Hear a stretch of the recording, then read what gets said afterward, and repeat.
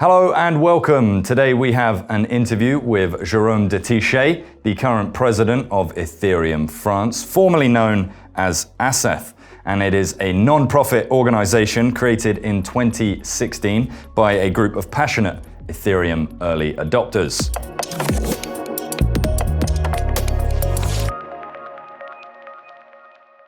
Well, hello, Jerome. Thank you very much for joining us today. Could you please tell us a little bit more about your organization, Ethereum-France? What is your mission? Thank you for having me. Pleasure being there with you today and sharing a little bit about what we do at Ethereum-France.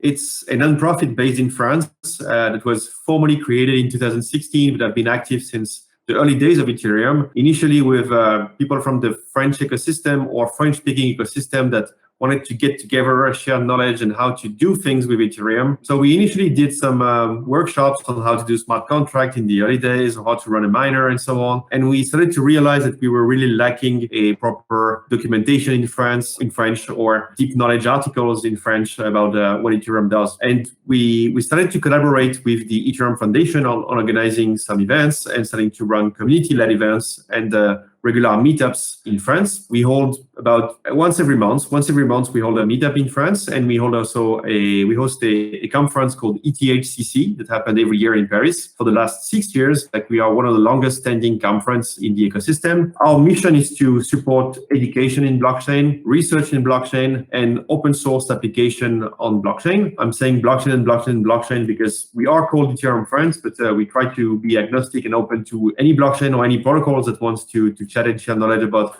their approach of the problematics of decentralization or their approach on specific topics in the blockchain space. So we are a very welcoming and open doors non-profit association, and we like to welcome everyone that want to build better stuff using blockchain. Of course, we translate technical papers and an important publication of the foundation in French, and we feed the website EthereumFrance.com, hence our name, Ethereum-France.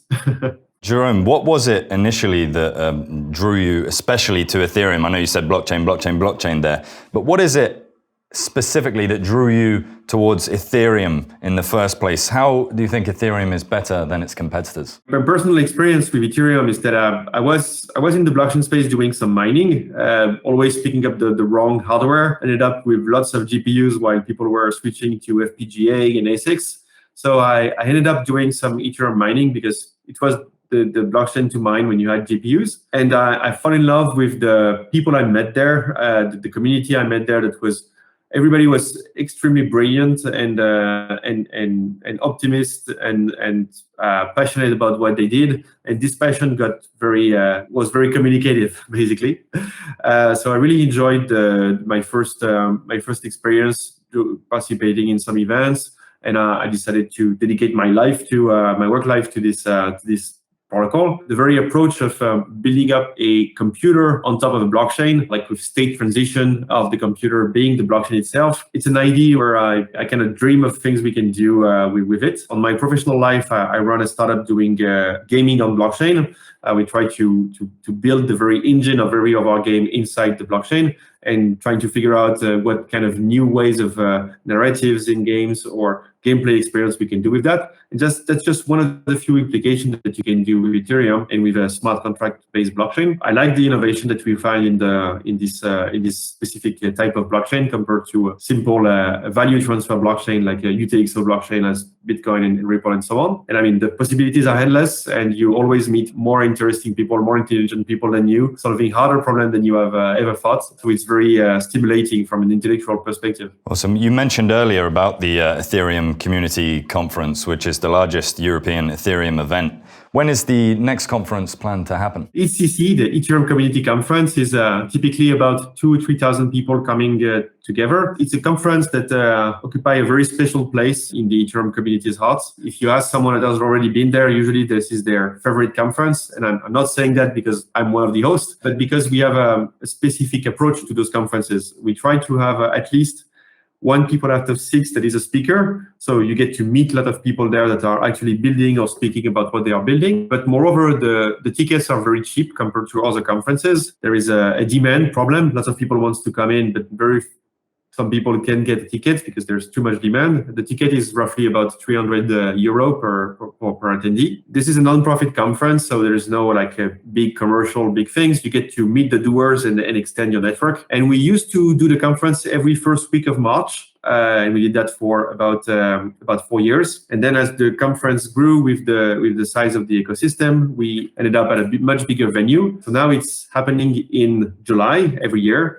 And the next one is going to be on the 19th, 20th, and 21st of July. If you are looking for a ticket for the conference, you can apply as a speaker and eventually come and speak. Or you can follow ETHCC on Twitter, activate the notification because we announced the waves of tickets way in advance. Yeah, you mentioned there as well that the conference is growing all the time. Looking ahead to the future, Jerome, what do you see for the future of your organization? Can you really see the like we say, the demand growing and the interest growing all around? So our mission have to evolve. In the early days of Ethereum, we tried to onboard people that were really willing to learn and willing to do lots of things on the blockchain. So our typical meetup would be my first smart contract, or how to set up a node and so on, how to use this or that application. We were really trying to educate people from the basis on the protocol up to the front end. More and more people are doing that, and the education on the technical side is getting better. But we really lack mass adoption education, or trying to speak to different groups of people that only the developer or only the programmers. So we are going to extend our reach to new people and trying to open up our conference to new groups of people, new demographics, or people that are just curious about blockchain, not necessarily curious about the technicality of it. So far, we've been doing the ETHCC conference as a conference for developers, by developers inside the community, and slowly we've opened up to more business approaches. So now there is a VC track at ETHCC for companies looking for funding or for company opening up funding. And the natural direction for us is to continue to work along the growth of the ecosystem with adding more job fairs, having more hackathon, but also maybe going on the festival way, trying to open up something for people that don't know anything about Ethereum but just want to meet things they can use. Maybe 2022 is a bit of a stretch to do exactly that. You have, of course, games, you have, of course, DeFi applications, you have, of course, collectibles that are accessible to the masses, but more likely next year it will be much more mature for us to do such festival, and we want to be one of the leading proponents of bringing more people into the blockchain in our ecosystem. Sounds great, Jerome. We've seen recently, Jerome, the absolute huge rise in popularity of NFTs, and there's kind of a rising question among many of those who are not that familiar with Ethereum, and that is, what is gas in the Ethereum network? Could you explain it to us? So Ethereum, as any blockchain, is a public registry. It's a ledger when you can write anything you want. You can. It's publicly available and publicly maintained. So as a public good, you have a trouble of financing it. You have the trouble of regulating how many inputs can be put at the same time. Who gets to write first? Who gets to write second, and so on. So all the blockchain have the same approach of having a pay-as-you-go system. So if you want to write in a blockchain, you have to pay some fees for your transaction. In Ethereum, the fees are paid in Ether with a sub-currency for metering called the gas. So as Ethereum is a computer, every time you want to write something, you execute some code. And the more complex the code you are executing, the more gas it represents. In the early days of Ethereum, we used to call the gas as the number of spin the processor has to do before computing what you want to execute. So if you want to multiply, it costs you a few gas. If you want to do an exponential, it costs you a lot of gas. If you want to do a hash, it costs some gas, this kind of thing. So when you interact with a smart contract, you are actually calling a function of the smart contract. If it's an NFT smart contract, you are maybe minting this very smart contract, this very NFT. You are maybe transferring this NFT. And some functions are more computationally heavy than others. And it translates into a gas estimation of how much computation is needed for your transaction. And as a user, you get this estimation of gas that you have to expend. But also, you get to choose how much you're willing to pay per gas. So for one specific transaction, for one specific execution, there is an amount of gas that needs to be computed. And there is, for each user, the willingness to pay, let's say, 10 to the power of -6 Ether per gas, or 10 to the power of -9 Ether per gas. So we have also sub-currencies like the Gwei to express those kind of amounts. So you oftentimes see when you're looking at the fees on Ethereum, fees expressed in dollar, but there are actually people willing to spend maybe 20 gigaway, maybe 100 gigaway maybe a few Ether per transaction. It's just as people tend to use more Ethereum, as activity gets to peaks and so on, people have to pay more to get that transaction into the blockchain faster, or accept to pay less and probably have to wait a couple of hours and so on. And it gets us down to the scalability issue that every blockchain tends to experience at some point. When you have a lot of people using the blockchain together, you have the competition to get into the next block getting more and more tense, and thus people willing to accept to pay more fees to get into the next block, or people willing to wait a little bit and pay less. So Ethereum is working a lot on the scalability that it is facing, and I think it's great for a protocol that it has to solve those problems, because it means that there is adoption and there is a demand for the block space. We expect very good news before ETHCC, maybe at ETHCC, about the Ethereum merge.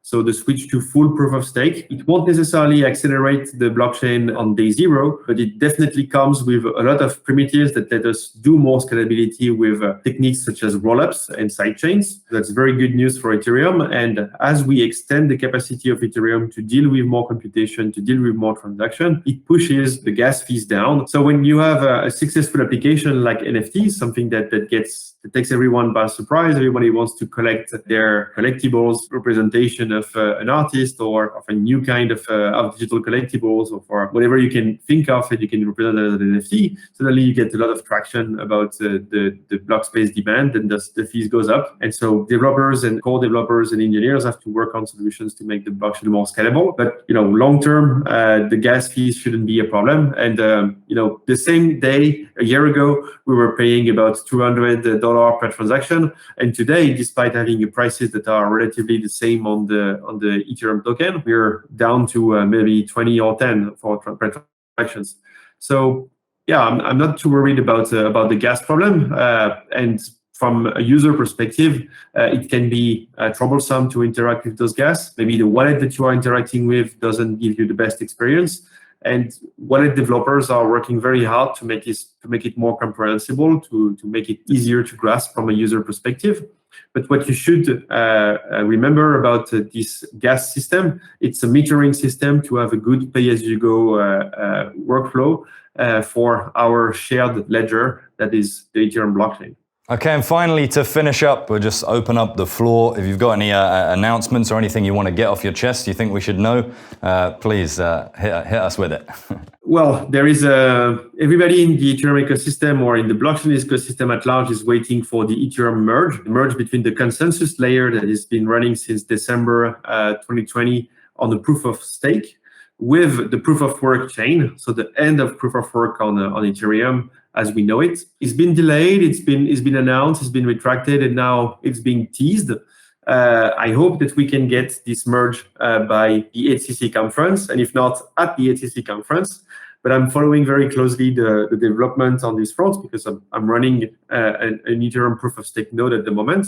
So I can't wait for this to happen. Yeah, I cannot tell you it's going to be there, but I'm very positive that it's going to happen in the very, very, very short term. Now, in terms of announcements, as I said, there is a huge demand for tickets to the conference. So if you'd like to come to ETHCC, well, follow ETHCC on Twitter, activate notification, and get ready for when the new waves open up. Last wave went out in 3 minutes, so there's really huge demand about that. But if you can't get a ticket for ETHCC, it's still worth coming to Paris during this week, because we have already more than 70 side events listed. So you get to meet everyone, and everybody will be doing things around this week. So if you can attend the main conference, do know that there is a lot of side events that you can enjoy, and everybody in the ecosystem will be there, including the Ethereum Foundation, including leading actors and leading developers of the ecosystem. So you definitely don't want to miss it. Third week of July, you're in Paris this year. Amazing. Jerome, thank you so much for speaking with us today. An absolute pleasure. And we look forward to hopefully speaking to you again and going through plenty more stuff. And of course, maybe seeing you at the conference as well. So take care, and thank you very much. Looking forward to it. Thanks, everyone. And thank you, everyone, for watching. If you'd like to find out more about Ethereum-France and everything else affecting the crypto world, head over to our Dukascoin TV social media pages. Until next time, goodbye.